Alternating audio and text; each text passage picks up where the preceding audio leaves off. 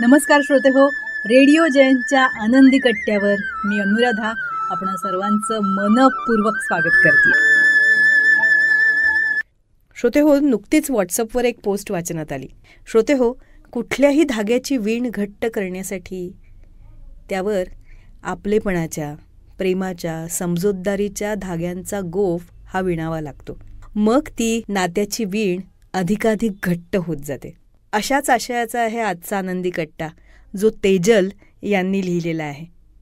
त्यांनी एका छोट्याशा प्रसंगातून हा विचार फार सुंदर पद्धतीनं पटवून दिलाय. ऐकूया. तिसरा ब्लाऊज बिछाण्यावर फेकत नेहा ओरडली, शिट, या तिघांपैकी एकही ब्लाऊज बसत नाहीये. दाढी करता करता अरुणनं बाथरूममधूनच म्हटलं, तुझ्याकडे इतके ब्लाऊज आहे, फक्त हे 3 का घेऊन बसली आहेस? कारण या साडीवर हेच 3 ब्लाऊज आहेत. आईनं गेल्या दिवाळ सणाला घेतली होती ही साडी मला.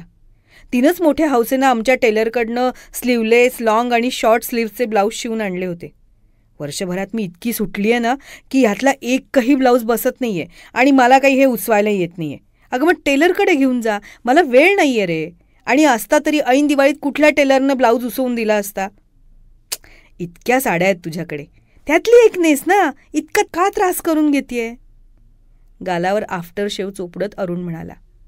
नेहा पुढं काही बोलली नाही, पण मनात चक्र सुरू झालं. पुरुषांना कळायचं नाहीच ना. सांगून कळत नाही तर स्वतःहून काय कळणार? गेल्या वर्षीच्या दिवाळीच्या आदल्या रात्री नेहाची आई वारली. रात्री अचानक छातीत दुखू लागलं. तातडीनं हॉस्पिटलला नेलं, पण त्याआधीच तिनं प्राण सोडला होता.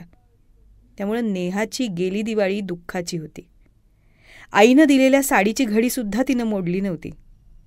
वर्षभर लागलं नेहाला या दुःखातून बाहेर यायला. तिचं रोजचं जिम, व्यायाम कुठेही मन लागत नव्हतं. वजन वाढलं होतं. 2-1 महिन्यापासून जरा कुठे ती हळूहळू पूर्वपदाला येत होती. उद्या दिवाळी. आईनं दिलेल्या साडीची घडी मोडायची म्हणून तिने ब्लाऊज घालून बघितले. एकही बसत नव्हता. आणि रोजची धावपळ, सकाळची नाश्त्याची डब्यांची तयारी, तिचं ऑफिस, त्यात सध्या घातलेला फराळाचा घाट, तिला टेलरकडे जाऊन त्याचा बाबापुता करून ब्लाऊज उसवून घ्यायची सुद्धा उसंत नव्हती. तिनं हलकेच साडीवरून हात फिरवला. आईने ही साडी घेताना असाच हात फिरवून तिचा पोत पाहिला असेल. तिचा स्पर्श झालेली ही शेवटची साडी. जणू नेहाला त्या साडीमार्फत आईचा स्पर्शच जाणवला. तिनं डोळ्यातलं पाणी परतवून लावलं आणि दुसरी नवी कोरी साडी नेसायची ठरवली. येऊ का? उघड्या दारावर टकटक करत सासूबाईंनी विचारलं. या नाही. नेहानं साडीची घडी करून कपाटात परत ठेवत म्हणलं. अरुण, अरे आज आठवणीनं माझे आय ड्रॉप्स आणशील का? अरुणनं जीभ चावली. सॉरी आई, प्रिस्क्रिप्शन बॅगेत आहे. रोज आणू आणू म्हणत विसरतोय ग. आज नक्की आणतो. नेहानं त्याच्याकडे डोळ्यानेच काय हे असं म्हणत पाहिलं. दे इकडे ते प्रिस्क्रिप्शन. आजही विसरशील. हाई, मी आणते. पण फरक पडतोय ना तुम्हाला या ड्रॉप्समुळे? हो अगं, म्हणजे काही वाचायचं म्हटलं, TV बघायचं म्हटलं, डोळ्याचं काहीही काम करायचं म्हटलं ना तरी डोळे गळतात. पण हा ड्रॉप सुरू केलाय ना तेव्हापासनं चुरचुरणं कमी झालंय. थोड्या वेळानं अरुण आणि नेहा तयार होऊन ऑफिसला निघाले.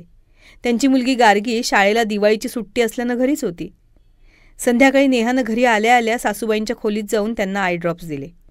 त्यांच्या खांद्यावर कसलासा धागा दिसला. तिने तो काढून बाजूला झटकला आणि तिच्या खोलीत गेली.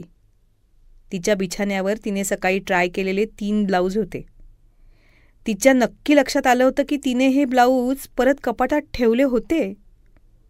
मग तिला सासूबाईंच्या खांद्यावरचा धागा आठवला. ब्लाऊजच्याच रंगाचा होता. तिने हसत 3 ब्लाऊज ट्राय करून बघितले. 3 ब्लाऊज छान बसत होते. ती तडक सासूबाईंच्या खोलीत गेली आणि तिचा चेहरा पाहून त्या म्हणाल्या, बसतायत का नीट? परफेक्ट अगदी.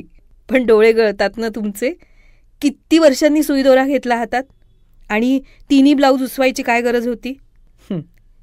आईनं दिलेल्या साडीवरून तुला हात फिरवताना पाहिलं, मन भरून आलं. म्हटलं करूया ट्राय. गार्गीकडून तुझ्या कपाटातून ब्लाऊज तर काढून घेतले, पण सुईत दोरा काही टाकता येईना. मेलं मला काही दिसेच ना. मग तिच्याकडूनच घालून घेतला. नंतर बसला हात तर म्हटलं उसवून टाकू तिने. नेहानं हसून मान डोलावली आणि सासूबाईंच्या डोळ्यात ड्रॉप्स घालून ती बेडरूममध्ये परतली. ह्यावेळी तिने डोळ्यातलं पाणी परतवून लावलं नाही. ती साडी म्हणजे तिची आई, ती आणि सासूबाई या तिघींना बांधणारा जणू धागाच झाली. हा होता आनंदी कट्ट्यावरचा आजचा सुंदर विचार. तुम्हाला तो कसा वाटला याविषयीची तुमची कमेंट बॉक्समध्ये नक्की लिहा. आणि त्याचबरोबर रेडिओ जयंतचे दर्जेदार कार्यक्रम ऐकण्यासाठी रेडिओ जयंत लाईक करा, शेअर करा आणि सबस्क्राईब करा. रेडिओ जयंतचं सबस्क्रिप्शन फ्री आहे. आणि त्याचबरोबर नोटिफिकेशनसाठी बेल आयकॉनवर क्लिक करायला सुद्धा विसरू नका.